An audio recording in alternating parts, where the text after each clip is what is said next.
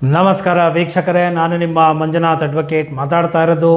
ಕಳೆದ 4 ವರ್ಷಗಳಿಂದ ಸರಿಸುಮಾರು 500ಕ್ಕೂ ಹೆಚ್ಚು ವಿಡಿಯೋಗಳನ್ನು ಕಾನೂನಿಗೆ ಸಂಬಂಧಪಟ್ಟಂತೆ ಹಾಗೂ ಇನ್ನಿತರ ವಿಚಾರಗಳಿಗೆ ಸಂಬಂಧಪಟ್ಟಂತೆ ಸಾರ್ವಜನಿಕರಲ್ಲಿ ಜಾಗೃತಿ, ಅರಿವು, ತಿಳುವಳಿಕೆ ಮೂಡಿಸೋ ಸಲುವಾಗಿ ಮಾಹಿತಿಗಳನ್ನ ಕೊಡ್ತಾ ಬರ್ತಾ ಇದ್ದೇನೆ.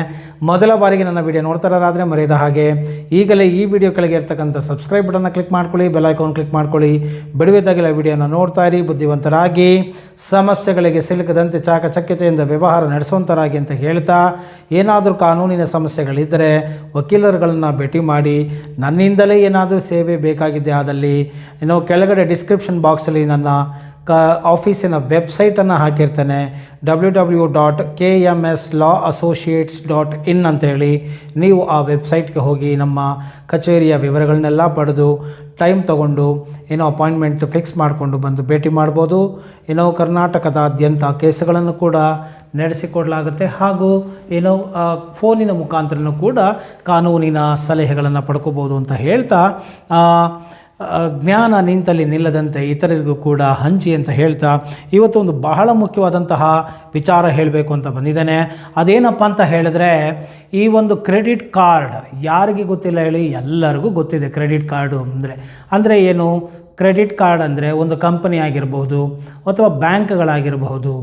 ನಿಮ್ಮ ಹತ್ರ ಹಣ ಇರೋದಿಲ್ಲ, ಆದರೆ ನೀವು ಅದನ್ನು ಕಾರ್ಡನ್ನು ಉಪಯೋಗಿಸಿಕೊಳ್ಳುವ ಮುಖಾಂತರ ನೀವು ಹಣ ಇಲ್ಲದೆ ಹೋದರೂ ಖರೀದಿಗಳನ್ನು ನೀವು ಮಾಡಬಹುದು ಮತ್ತು ಕ್ಯಾಶನ್ನು ಕೂಡ ನೀವು ವಿಡ್ರಾ ಮಾಡ್ಬೋದು. ಈ ರೀತಿಯಾಗಿ ಕ್ರೆಡಿಟ್ ಕಾರ್ಡ್ ಅಂತ ಹೇಳಿದರೆ ಸಾಲವನ್ನು ಕೊಡುವವರು ಸಾಲದ ರೂಪದಲ್ಲಿ ಕ್ಯಾಶ್ ರೂಪದಲ್ಲಿ ಕೊಡ್ಬೋದು. ಇವರು ಕಾರ್ಡಿನ ರೂಪದಲ್ಲಿ ನಿಮಗೆ ಕೊಟ್ಟಿರ್ತಾರೆ ಕಾರ್ಡನ್ನು. ಅದನ್ನು ಕ್ರೆಡಿಟ್ ಸಾಲದ ಒಂದು ಕಾರ್ಡು, ಅದನ್ನು ನೀವು ಉಪಯೋಗಿಸಿಕೊಳ್ಳಬಹುದು. ಸೊ ಇದು ಎಲ್ಲರಿಗೂ ಗೊತ್ತಿರುತ್ತೆ. ಲಕ್ಷಾಂತರ ಜನರುಗಳು ಕ್ರೆಡಿಟ್ ಕಾರ್ಡು ಡಿಫಾಲ್ಟ್ರ್ಗಳು ಆಗೋಗ್ಬಿಟ್ಟಿರ್ತಾರೆ. ಏನೋ ಸಮಸ್ಯೆಗಳು ತೊಗೊಂಡಿರ್ತಾರೆ, ಅಥವಾ ಇವ್ರುಗಳೇ ಕ್ರೆಡಿಟ್ ಕಾರ್ಡ್ಗಳನ್ನ ತಗೊಳ್ಳಿ ಸಾಲ ಕೊಡ್ತೀವಿ, ಕಾರ್ಡ್ ಕೊಡ್ತೀವಿ ಅಂತೇಳಿ ಇವ್ರುಗಳೇ ಕೊಟ್ಬಿಟ್ಟಿರ್ತಾರೆ. ಜನಕ್ಕೂ ಕೂಡ ಇದ್ದಿದ್ದರಲ್ಲಿ ತೃಪ್ತಿಯಾಗಿರೋಣ ಅನ್ನೋದಿಲ್ಲ, ಐಷಾರಾಮಿ ಜೀವನ ಬೇಕು ಅಂತನೋ ಅಥವಾ ಕಷ್ಟಕ್ಕೋ ಇನ್ನೇನೋ ಒಂದು ಸಮಸ್ಯೆಗಳನ್ನು ಈಡೇರಿಸ್ಕೊಳ್ಳೋದಕ್ಕೋಸ್ಕರನೋ ಕ್ರೆಡಿಟ್ ಕಾರ್ಡ್ಗಳನ್ನ ಉಜ್ಜಿಬಿಟ್ಟು ಯೂಸ್ ಮಾಡಿಕೊಂಡು ಅದನ್ನು ಸಾಲಗಾರರಾಗ್ಬಿಟ್ಟಿರ್ತಾರೆ. ಸೊ ಇದರಲ್ಲಿ ಹೆಚ್ಚು ಬಡ್ಡಿಗಳು ಕೂಡ ಅವರು ವಿಧಿಸ್ತಾ ಇರ್ತಾರೆ. ಅದು ಕೂಡ ನಿಮ್ಗಳಿಗೆ ಗೊತ್ತಾಗೋದಿಲ್ಲ. ಮತ್ತು ಏನಾದ್ರು ಕ್ಯಾಶ್ಗಳನ್ನ ನೀವು ಡ್ರಾ ಮಾಡಿಬಿಟ್ರೆ ಕ್ರೆಡಿಟ್ ಕಾರ್ಡ್ ಯೂಸ್ ಮಾಡಿ ATMಯಿಂದ ಅದ್ರ ಮೇಲೂ ಭಾರಿ ಬಡ್ಡಿ ಇರುತ್ತೆ. ಸೊ ಇವರು ಕೆಲವೊಮ್ಮೆ RBI ರೂಲ್ಸ್ ರೆಗ್ಯುಲೇಷನ್ಸ್ಗಳನ್ನ ಫಾಲೋ ಮಾಡಿರೋದಿಲ್ಲ, ಇಂಟ್ರೆಸ್ಟ್ಗಳನ್ನು ಕೂಡ ಕಾನೂನಿನ ರೀತಿಯಲ್ಲಿ ಸೂಕ್ತವಾಗಿ ಹಾಕಿರೋದಿಲ್ಲ ಅನ್ನೋದು ಕೂಡ ಎಷ್ಟೋ ಜನಕ್ಕೆ ಗೊತ್ತಿರೋಲ್ಲ. ಸೊ ಇವ್ರು ಏನು ಮಾಡ್ತಾರೆ, ಈ ಕ್ರೆಡಿಟ್ ಕಾರ್ಡ್ ಏನಾದ್ರೂ ಡಿಫಾಲ್ಟ್ರ್ ಆಗಿಬಿಟ್ರೆ, ಅಂದರೆ ಸಾಲವನ್ನು ಕೊಡದೇ ಹೋದರೆ ಅವರು ಸಾಕಷ್ಟು ದಾರಿಯಲ್ಲಿ ಅದನ್ನು ರಿಕವರಿ ಮಾಡ್ಕೊಳ್ಳೋದಕ್ಕೆ ನೋಡ್ತಾರೆ. ಮೊದಲನೇದಾಗಿ ನಿಮಗೆ ಅವರು ಇನ್ಫಾರ್ಮ್ ಮಾಡ್ಬೋದು, ನೋಟಿಸ್ಗಳನ್ನು ಕೊಡಬಹುದು. ನೀವು ಅದು ಯಾವುದಕ್ಕೂ ಜಗದೇ ಹೋದರೆ ಏಜೆಂಟ್ಗಳನ್ನು ಮುಖಾಂತರ ಹೈಯರ್ ಮಾಡಿ, ಈ ಒಂದು ಏಜೆಂಟ್ಗಳು ಅಂದರೆ ಮನಿ ರಿಕವರಿ ಮಾಡಲಿಕ್ಕೆ ಅಂತ ಹೇಳಿ ಚೀಪ್ ಮೆಥಡ್ಗಳನ್ನ ಯೂಸ್ ಮಾಡ್ತಾರೆ. ಅದೀಗ ಆಲ್ರೆಡಿ ಸುಮಾರು ಜನಕ್ಕೆ ಅನುಭವಕ್ಕೆ ಬಂದಿರಬಹುದು. ಕಾನೂನಿನ ಪ್ರಕಾರ ಕೆಲವು ಗೈಡ್ಲೈನ್ಸ್ಗಳಿದ್ದಾವೆ, ಬ್ಯಾಂಕ್ನವರು ಆ ರೀತಿಯೆಲ್ಲ ಮಾಡುವಾಗಿಲ್ಲ. ಮತ್ತು ಆ ಒಂದು ಮಾತಾಡೋದಕ್ಕೆ ಆಗಲಿ, ಮನಿ ರಿಕವರಿ ಮಾಡೋದಕ್ಕೆ ಆಗಲಿ ಪ್ರೊಸೀಜರ್ಗಳುಂಟು. ನೋಟಿಸ್ಗಳು ಕೊಡಬೇಕು, ಇನ್ಫಾರ್ಮ್ ಮಾಡಬೇಕು, ಅವಕಾಶ ಕೊಡಬೇಕು, ಫಿಕ್ಸರ್ ಮಾಡಬೇಕು, ಪೇಪರ್ ಪಬ್ಲಿಕೇಶನ್ ಮಾಡಬೇಕು, ಸಾಕಷ್ಟು ಇದೆ ಪ್ರೊಸೀಜರು. ಒಂದು ಕೇಸ್ ದಾಖಲು ಮಾಡೋದಕ್ಕಾಗಲಿ ಒಂದು ಪ್ರೊಸೀಜರ್ಗಳಿದ್ದಾವೆ. ಮತ್ತು ಅವ್ರನ್ನ ಕನ್ಸಲ್ಟ್ ಮಾಡಬೇಕು ಅಂತಾದ್ರೂ ಕೂಡ ಅದಕ್ಕೂ ಕೂಡ ಟೈಮ್ ಇದೆ. ಈ ಟೈಮಲ್ಲೇ ಮಾಡಬೇಕು. ಯಾರು ಸಾಲ ತೊಗೊಂಡಿದ್ದಾನೋ ಅವನ ಹತ್ರನೇ ಕೇಳಬೇಕು, ಬೇರೆ ಯಾರ ಹತ್ರನೂ ಕೇಳಬಾರ್ದು, ಮನೆಯವ್ರಿಗೆ ಹೇಳಬಾರ್ದು.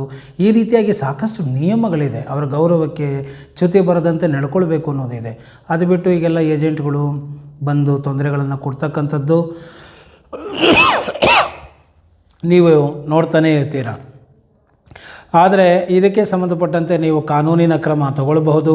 ಅವರ ವಿರುದ್ಧ ಪೊಲೀಸಿನ ಒಂದು ಇಲಾಖೆಗೆ ನೀವು ದೂರುಗಳನ್ನು ಕೊಡಬಹುದು. ಅವ್ರ ಮೇಲೆ ಕಾನೂನು ಕ್ರಮವನ್ನು ತಗೊಳ್ಬಹುದು. ಕಾನೂನಿನ ಪಾಲನೆಯನ್ನು ಮಾಡಿ ಅವರು ತಮಗೆ ಬರಬೇಕಾದಂಥ ಹಣ ವಸೂಲಾತಿ ಮಾಡಬಹುದು. ಈ ಕ್ರೆಡಿಟ್ ಕಾರ್ಡ್ ತೊಗೊಂಡವ್ರಿಗೂ ನಾನು ಹೇಳೋದಿಷ್ಟೇ, ಸುಖ ಸುಮ್ಮನೆ ನೀವು ಡಿಫಾಲ್ಟ್ರ್ ಆಗಬೇಡಿ.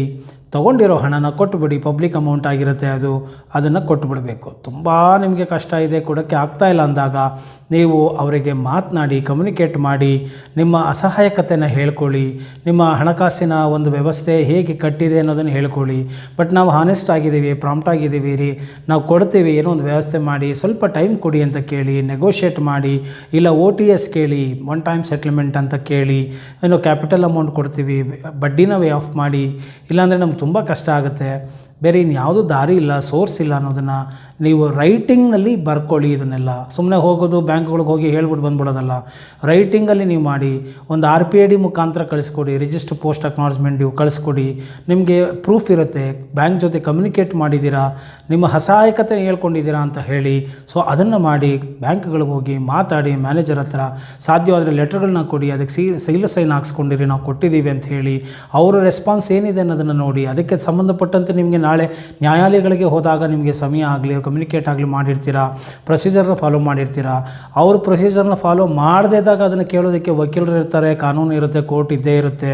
ಸೊ ಆದ್ದರಿಂದ ಡಿಫಾಲ್ಟ್ರುಗಳನ್ನ ಆಗಬೇಡಿ, ಆದಷ್ಟು ನೀವು ಹಣವನ್ನು ಹಿಂತಿರುಗಿಸಿ ಅನ್ನೋದೇ ನಾನು ಹೇಳ್ತೇನೆ.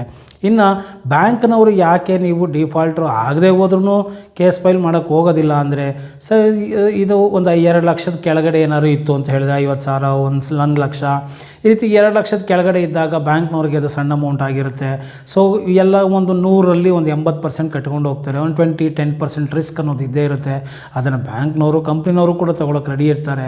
ಸೊ ಸಣ್ಣ ಪುಟ್ಟ ಅಮೌಂಟ್ಗಳಿದ್ದಾಗ, ಈಗ ಲೀಗಲ್ ಎಕ್ಸ್ಪೆನ್ಸಸ್ಸು ತುಂಬ ಇರೋದರಿಂದ, ಮತ್ತು ಇನ್ನು ಕೋರ್ಟಲ್ಲಿ ಪ್ರೊಸೀಜರ್ಗಳು ಡಿಲೇ ಆಗೋದ್ರಿಂದ, ಸೊ ಅದನ್ನೆಲ್ಲ ಎಕ್ಸ್ಪೆನ್ಸಸ್ ಅವ್ರು ಲೆಕ್ಕ ಹಾಕ್ಬಿಟ್ಟು ಏನು ಮಾಡ್ತಾರೆ, ಕೆಲವೊಂದು ಸತಿ ಅದನ್ನು ರಿಟ್ ಆಫ್ ಅಂತನೋ, ಲೇ ಆಫ್ ಅಂತನೋ, ಸೊ ಏನೋ ಒಂದು ಮಾಡಿಬಿಟ್ಟು ಅವ್ರು ಏನು ಮಾಡ್ತಾರೆ, ಈ ಒಂದು ಸಿವಿಲ್ ಸ್ಕೋರ್ ಅಂತ ಇರುತ್ತೆ. ಅಂದರೆ ಒಬ್ಬ ವ್ಯಕ್ತಿ ಅರ್ಹತೆ, ಸಾಲ ತಗೊಂಡವನು ಮರುಪಾವತಿ ಮಾಡುವುದರಲ್ಲಿ ಅವನ ಅರ್ಹತೆ, ಕ್ರೆಡಿಬಿಲಿಟಿ ಏನಿದೆ, ಆತನ ಒಂದು ಯೋಗ್ಯತೆ ಏನಿದೆ, ಆತನನ್ನು ನಂಬಬಹುದಾ ಸಾಲ ಕೊಡಲಿಕ್ಕೆ ಅಂತ ಹೇಳಿ ಆ ಸ್ಕೋರ್ ಅನ್ನೋದು ಇರುತ್ತೆ. ಅದರ ಒಂದು ಆಧಾರದ ಮೇಲೆ ಮುಂದೆ ನಿಮಗೆ ಯಾವುದೇ ರೀತಿಯಲ್ಲಿ ನೀವು ಸಾಲ ಬೇಕು ಅಂದರೂ ಅದು ನೋಡಿ ಚೆಕ್ ಮಾಡ್ತಾರೆ. ಆದ್ದರಿಂದ ನೀವು ಆದಷ್ಟು ಆ ಒಂದು ಸಿವಿಲ್ಗೆ ಸ್ಕೋರನ್ನು ಕಡಿಮೆ ಮಾಡ್ಕೊಳ್ಳೋದಾಗಲಿ, ಡ್ಯಾಮೇಜ್ ಮಾಡ್ಕೊಳ್ಳೋದಾಗಲಿ ಮಾಡ್ಕೊಳ್ಳೋಕೆ ಹೋಗಬೇಡಿ.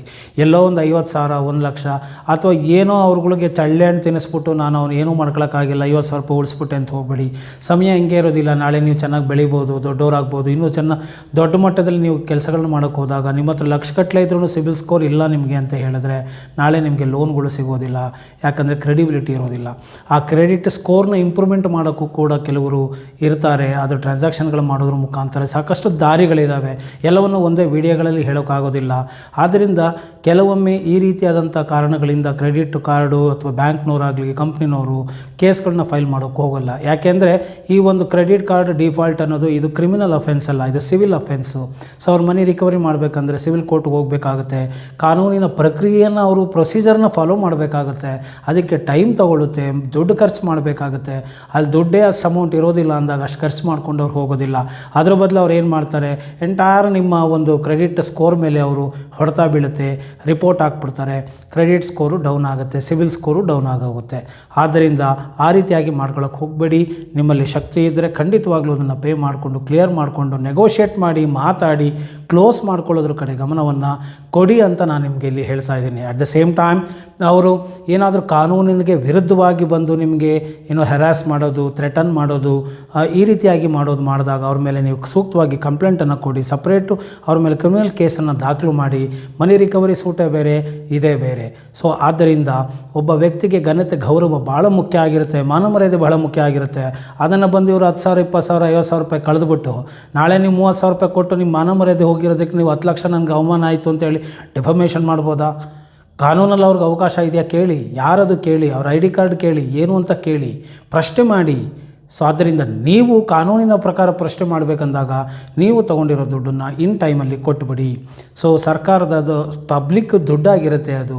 ಸೊ ಆದ್ದರಿಂದ ಅದರಲ್ಲಿ ಆಟ ಆಡೋಕ್ಕೆ ಹೋಗಬೇಡಿ ಅಂತಲೂ ಕೂಡ ಕಿವಿ ಮಾತಿನಲ್ಲಿ ನಾನು ನಿಮಗೆ ಹೇಳ್ತಾ ಇದ್ದೀನಿ. ಸೊ ಆದಷ್ಟು ಹಾಸಿಗೆದಷ್ಟೇ ಕಾಲು ಚಾಚಿ, the magic of thinking big ಇರಲಿ, ವಾಸ್ತವವನ್ನು ಮರಿಬೇಡಿ ಅನ್ನೋದನ್ನು ಕೂಡ ಇಲ್ಲಿ ಹೇಳ್ತಾ, ತುಂಬ ರಿಸ್ಕ್ ತಗೊಳಕ್ಕೆ ಹೋಗ್ಬಿಡಿ, ಕ್ಯಾಲ್ಕುಲೇಟಿವ್ ರಿಸ್ಕ್ ತೊಗೊಳ್ಳಿ ಜೀವನದಲ್ಲಿ. ಯಾವತ್ತೂ ನಾನು ನೋಡ್ತಾ ಇರ್ತೀನಿ, ತುಂಬ ರಿಸ್ಕ್ ತೊಗೊಂಡು ಏನೇನೋ ಏನೇನೋ ಮಾಡೋಕ್ಕೆ ಹೋಗಿ ಇರೋದನ್ನೆಲ್ಲ ಕಳ್ಕೊಂಡು ನಾವು ಬೀದಿಗೆ ಬಂದಿರ್ತಾರೆ. ಸೊ ನಾಳೆ ದಿವಸ ಬಂದು ಸಾಕಷ್ಟು ಜನ ನನ್ನನ್ನು ಕೇಳ್ತಾ ಇರ್ತಾರೆ, ಸರ್ ಏನು ಮಾಡೋದು, ಹಿಂಗೆ ಆಗೋಗ್ಬಿಟ್ಟಿದೆ, ಮನೆಗೆ ಹೋಗೋಕ್ಕೆ ಆಗ್ತಾಯಿಲ್ಲ ಅಂತೇಳಿ ತಮ್ಮ ಅಸಹಾಯಕ ಸ್ಥಿತಿಯನ್ನು ಕೂಡ ವ್ಯಕ್ತಪಡಿಸಿದ್ದಾರೆ. ಈ ರೀತಿಯಾಗಿ ಮಾಡ್ಕೊಳ್ಳೋದಕ್ಕೆ ಹೋಗಬೇಡಿ. ಹಾಸಿಗೆದ್ದಷ್ಟು ಕಾಲು ಚಾಚಿ ಇರೋದರಲ್ಲಿ ಚೆನ್ನಾಗಿರಿ. ನಾವು ನೋಡೋದಕ್ಕೆ ಶ್ರೀಮಂತರಾಗಿ ಕಾಣಬಾರ್ದು, ನಾವು ವಾಸ್ತವದಲ್ಲಿ ಶ್ರೀಮಂತರಾಗಿರಬೇಕು. ಆದ್ದರಿಂದ ನಮ್ಮಲ್ಲಿ ಏನಿದೆಯೋ ಅದರಲ್ಲಿ ತೃಪ್ತಿಯಾಗಿ ಜೀವನ ಮಾಡುವುದನ್ನೇ ಶ್ರೀಮಂತಿಗೆ ಅಂತ ಕರೀತಾರೆ. ಎಷ್ಟೇ ಇದ್ದು ಎಲ್ಲೋ ಬೇಕು ಬೇಕು ಎಂಬುವವನು ಬಡವ, ಸಾಕು ಎಂಬುವವನು ಶ್ರೀಮಂತ, ನೆಮ್ಮದಿಯಿಂದ ಬಾಳುವವನು ಶ್ರೀಮಂತನಾಗ್ತಾನೆ. ಏನೋ ಅದು ಬಿಟ್ಟು ಹಣ ಎಲ್ಲ ಇದೆ, ಮೈ ತುಂಬ ರೋಗ ಅಥವಾ ತಲೆ ತುಂಬ ಸಮಸ್ಯೆ, ನಿದ್ದೆ ಬರ್ತಾ ಇಲ್ಲ ಅಂದರೆ ಅವನು ಬಡವ ಆಗಿರ್ತಾನೆ. ಆದ್ದರಿಂದ ಸೊ ಈ ಒಂದು ಚಿಂತನೆಗಳನ್ನು ನಿಮಗೆ ಬಿಡ್ತೇನೆ. ಸೊ ಕ್ರೆಡಿಟ್ ಕಾರ್ಡು ಆದಷ್ಟು ತಗೊಳಕ್ಕೆ ಹೋಗಬೇಡಿ. ತಗೊಂಡ್ರೆ ಸೂಕ್ತವಾಗಿ ಕಟ್ಟಿ, ಆಗಲಿಲ್ಲ ಬೆಸ್ಟ್ ವೇನಲ್ಲಿ ಕಮ್ಯುನಿಕೇಟ್ ಮಾಡಿ, ನೆಗೋಷಿಯೇಟ್ ಮಾಡಿ ಕ್ಲೋಸ್ ಮಾಡ್ಕೊಳ್ಳಿ, ಇನ್ಸ್ಟೆಡ್ ಆಫ್ ಡಿಫಾಲ್ಟರ್ ಆಗೋ ಬದಲು. ಡಿಫಾಲ್ಟರ್ ನೀವು ಆದ್ರೂ ಕೂಡ ಹೆದರ್ಕೊಳ್ಳೋ ಅವಶ್ಯಕತೆ ಇಲ್ಲ. ಕ್ರಿಮಿನಲ್ ರೆಕಾರ್ಡಾಗ ಆಗಲಿ ಕೇಸ್ಗಳಾಗಲಿ ಅಲ್ಲ, ಇದು ಸಿವಿಲ್ ಕೋರ್ಟು ರೆಮಿಡಿ. ಅವ್ರೇನು ಮಾಡ್ತಾರೆ, ಕೇಸ್ ಯಾಕೆ ಹಾಕಲ್ಲ ಅಂತಲೂ ಕೂಡ ಈಗಾಗಲೇ ನಾನು ನಿಮ್ಗೆ ಹೇಳಾಗಿದೆ. ಸೊ ಆದರೂ ನಿಮಗೆ ಡ್ಯಾಮೇಜಸ್ ಆಗೋ ಸಾಧ್ಯತೆ ಇರೋದ್ರಿಂದ ನೀವು ಆದಷ್ಟು ಕ್ಲಿಯರ್ ಮಾಡ್ಕೊಳ್ಳಿ ಎಂಬುವಂಥ ವಿಷಯವನ್ನು ಇವತ್ತು ಹೇಳ್ತಾ ಇದ್ದೀನಿ. ಸೊ ಈ ವಿಚಾರ ನಿಮ್ಗೆ ಇಷ್ಟ ಆಗಿದೆ ಅದರಲ್ಲಿ ಮರೆಯದ ಹಾಗೆ ಲೈಕ್ ಕೊಡಿ ಹಾಗೂ ಇತರರಿಗೂ ಕೂಡ ಶೇರ್ ಮಾಡಿ. ಜೈ ಹಿಂದ್, ಜೈ ಕರ್ನಾಟಕ ಮಾತೆ.